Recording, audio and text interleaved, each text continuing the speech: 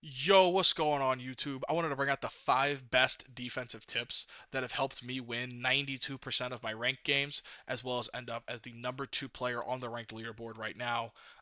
Currently, you're going to see I'm at 6,400 elo, closing in on number 1, honestly. If I really grinded it out tonight, I could end up as number 1 on the leaderboard.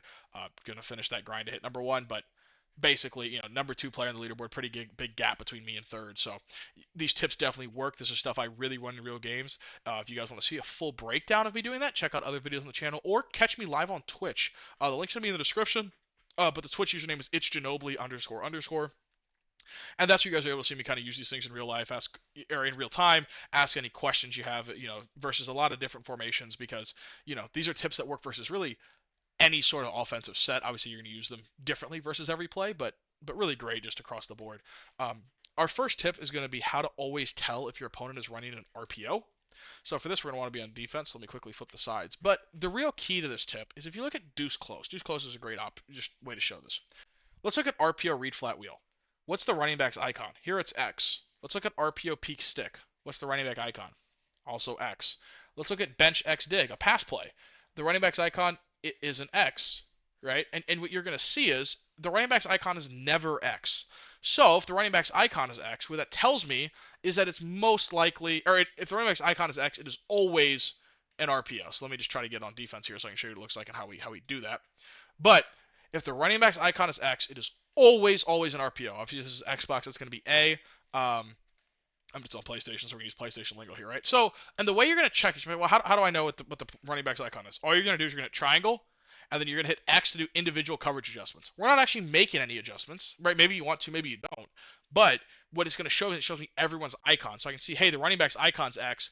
Okay, now I got to be ready to, guard an RPO. And generally, you're going to see each formation, maybe in read Y flat, you have that out of Y off trips, or gun deuce close, you have read flat wheel. So, normally you'll kind of catch on to where the RPOs are going, but even if you don't know the RPO, if they just hit you with an RPO and you go, oh, hey, that's a slant. Well, now you can tell when they're running it because if the running back's icon is X, it is always an RPO. Now, there are a very select few RPOs where the running back's icon is not X, but there is never a play where the running back's icon is X that it's not an RPO. So if you find someone running an RPO, the running back's icon's triangle or whatever, even then it's normally a pretty big tell. Like normally in the formation, let's say the running back's icon would be R1, and in the RPO it's triangle. So just something to keep an eye out for on those really weird one-offs where it's not X.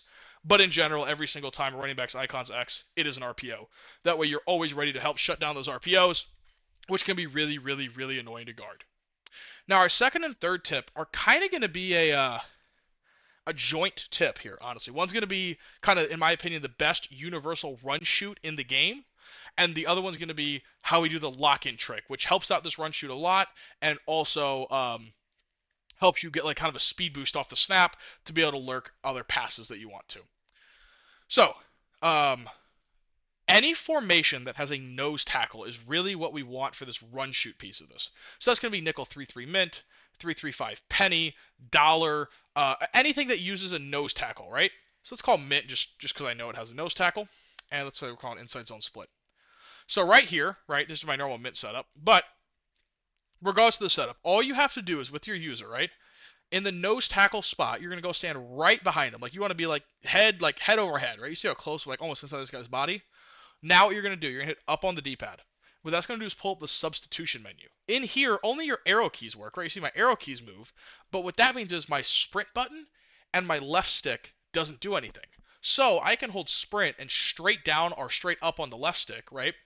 So if let's say I say, hey, I want to lurk this left seam, well, I can hold sprint and up on the left stick. So when the ball snapped, you're kind of just going to like be at a full sprint right away, right out to that flat. So you can kind of bait and, get to cover more ground more. Obviously, I can't show you that in practice mode because they will not snap the ball with me in the substitution menu just because that's how practice mode works.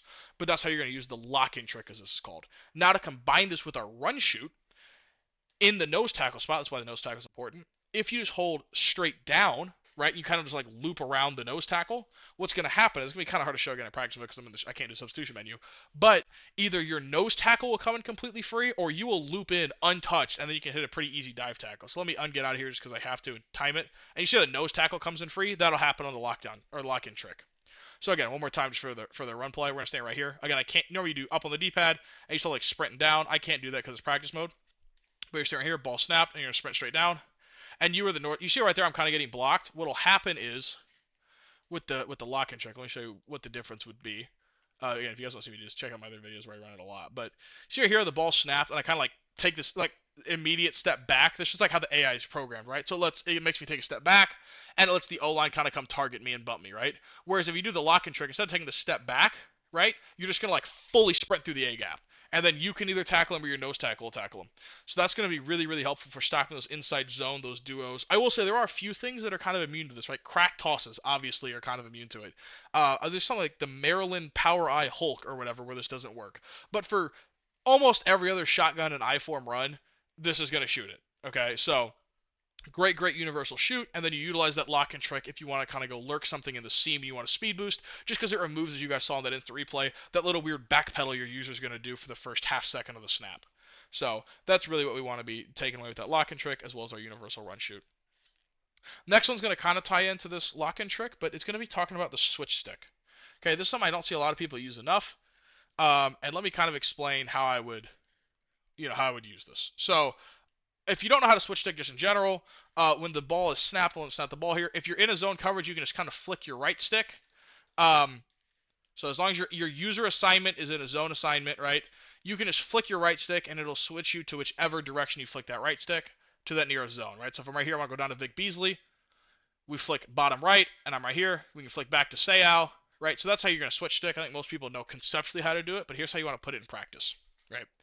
One of the things that I really like to do is have a pre-planned switch stick, right? This is really how a lot of people say, oh, how are you good at defense? It's this right here, right? So let's say I'm coming out against trips. It was like a half decent normal trips play. Like all go or something in here.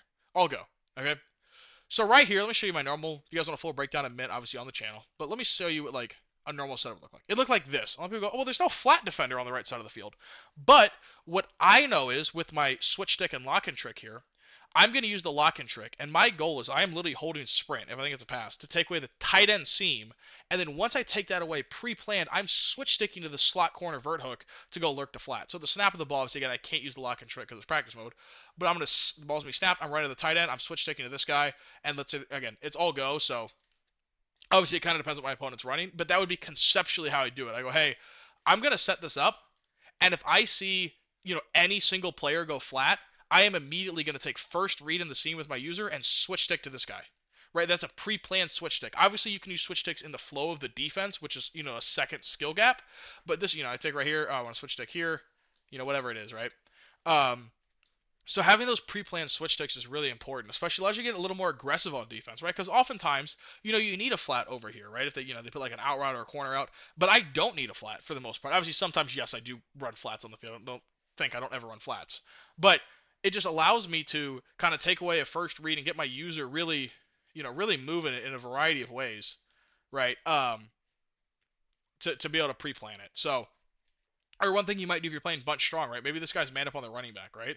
Well, I'm going to take one step towards the running back and then switch stick to this yellow zone so I don't have to guard him. So look, again, not literally this play, but ball's going to be snapped, he's man on the running back, and I switch stick off the running back. So I no longer have to, right, I can get off the user. So it allows you to kind of take away a first read and then use that pre-planned switch stick to take away a threat to your defense when you're trying to be more aggressive. Or if you just know, hey, I need a pre-switch stick. If I see a corner out, I need to switch stick to it. So you kind of have a pre-plan to switch stick at the ball, or the snap of the ball is really the best thing I can tell you guys on that switch stick. Really, really great thing to learn how to do. And the fifth and final tip here is going to be how we generate pressure. And the important thing here is to have a good pressure setup, but then a counter pressure setup to that. So let me explain what I mean. A lot of people, you'll see this very common. I'm just going to do it out of double mug. Is going to be a Texas four-man stunt, right? This is something you guys have seen a lot, right? It's just called literally any play, right? And you're going to see, they'll spread the D-line, look something like this. Ball gets snapped, quick jump slide up, pretty good pressure setup here. You're going to get free rushers, right? Everyone's seen the Texas four-man, I think, at this point. It's a good stunt. But what is the weakness of the Texas four-man, right? It's when people roll out, right? Because you see everyone's kind of crashed in the middle so you can roll out. Well, a lot of people, the Texas four-man, or they're just going to come out and do like, oh, if I can't run the Texas four-man, okay, I'll just contain. Let me see. For some reason, it's not showing my contains, but I promise I'm containing, right? Well, this isn't going to generate any pressure, right? When the ball snapped, well, who knows? It's practice mode. They may auto shed. But, right, you get all day. Great pass by the AI. But you see what I mean? There's no counter pressure there, right? It's Texas four-man, or I just contain and keep him in the pocket. That is where understanding your pressures and having a counter pressure is so important. So for me, What do I do a lot of? I run a lot of mint and run a lot of nickel over. So how does this look on a nickel over first? Because I think it's the easiest. Well, the easiest one's going to be I'll run a Texas 4-man, right? It's really good pressure. Well, when people start trying to roll out on me, what am I going to do? I immediately go to pirate stunts where I can still get some disengages and some loopers free, but it keeps my players contained in the pocket. So it takes away their ability to roll out while still generating pressure and not just having two contains on the field. So things like that are really great kind of 1-2 punches where you can force your opponent to be uncomfortable because they don't know, oh, is this a Texas stunt? Is this a pirate stunt? And they just feel uncomfortable in the pocket. Out of mint, how would I do that out of mint? So out of mint, I'm sure you guys have seen this again. If you want a full breakdown, go check out another video on the channel. I do have it up here. But I do something like this, right? Which is a great overload blitz, but this isn't really that hard to block if you know they're doing this, right? You just kind of slide this way, you untarget the user, you slide towards the blitz, and you don't get anyone kind of free A gapping. Well, what's a counter to that? Right, so that's an important thing. Okay, well they are right here going to be full. They have to slide towards the overload blitz is what they're going to do. Okay, well what do I want to do then? Now I want to blitz to the not overload side. Well, there's only really two ways to do that. Right, first one would be a slot corner blitz. So if you want to, you can kind of move this guy in. Actually, something I've seen people a lot of success with. And when they full slide or half slide away, the slot corner will come in free and get a blitz. Obviously, this is the AI; they're not sliding, right? But right, you can do maybe a slot corner blitz out of mint, or another one I really love is you do a left exit stunt, right? And you can kind of, maybe you want to blitz off the side. You do the left exit stunt, and what this is going to do is it's going to create a loop action on the left side of the field here, right? So I can still leave a contain on the right, and my opponents, let's say they'd be sliding towards Seau. Well, they slide towards Seau, that's great and all, and then we're going to get a stunt going the other direction. So using stunts or slot corner blitz, depending what you're on, can be a really, really good play that can get you a really timely stop, right? I'm not saying you use these kind of counter pressures all the time, but just having a plan for, hey, this is my main pressure. If they counter it, like here's the weakness to my pressure, here's a counter punch to that, right? Then it makes it more of a chess match. So that's a really, really good way to get pressure and to make sure you're playing good, solid defense. So I hope you guys are able to implement these tips. Again, if you want to see them in full gameplay breakdowns on the channel, if you want to see me use them live, check out that Twitch in the description. I really appreciate any follow and support over there. Really looking to get affiliate, and I just started streaming, like 5 days ago from when I'm recording this, so just starting to look out to grind there. But right, just as a recap again, that RPO key, always know there's RPOs. Able to take away, the lock, use the lock-in trick, but also create a universal run shoot with it to take away any easy inside zones and duos, as well as, kind of having a pressure, counter pressure situation and a predetermined switch stick. I think are really, really, really important tools. If you guys made it all the way through the video, I am actually going to throw in a bonus sixth tip. Just popped in my head and I want to include it in this video before we get to the end of it. And that's going to be guard the sticks. Okay. So I talked about this on stream a bit, but one of the things that's you'll find really annoying, I think, is let's say you play really good defense and you get a sack, right? And you force your opponent, let's say it's 3rd and 20. Well, you could go do 20-yard zone drops, but let's say he throws a drag route and now it's 4th and 8, right? If he runs hurry up, you kind of have to burn a timeout, or you're playing defense with 20-yard zone drops for 8 yards. That's not good defense, right? But if you don't ever want to use zone drops, what you can do is if you hit triangle, that's going to pull up again those coverage adjustments where normally we'd hit X, right, to go to see the icons. But if you just hit triangle and then you hit L1, I don't know why it's not showing here, L1, where it just the sticks. What sticks does is it drops all of your underneath zones, not your deep zones, just your underneath zones, to guard the line to gain. So whether that's, if they're 3rd and goal to 20, they'll play the goal line, right? If they're 3rd and 20, it'll play the first down marker. And that way you can get everyone to back up and play deep without having to use zone drops. So if they hurry you up, hey, you still have your base zones on the field, right? And then maybe you do guard sticks again if it's 4th and 10. But that way you get your players playing at the down marker on those 3rd and 4th downs, especially 3rd and 4th and longs, without having to use zone drops. Obviously, if it's 4th and 30, I would just use 30-yard zone drops so you don't get quick snap before you can do guard sticks. But for basically anything else, that's going to take away your opponent's ability to really do that, kind of, oh, it's 2nd and long, 3rd and long, then you get the weird zone drops. What do I zone drop? What don't I? Now you can just use guard the sticks. Obviously, it'll give up things underneath, but that's more for a 3rd and long situation. So, quick little bonus tip there for you guys that stuck to the end of it. So, hope you enjoyed that. And yeah, I'll catch you in the next one. Let me know down below if you have any questions or anything on these or anything I can expand on. I'm more than happy to answer it.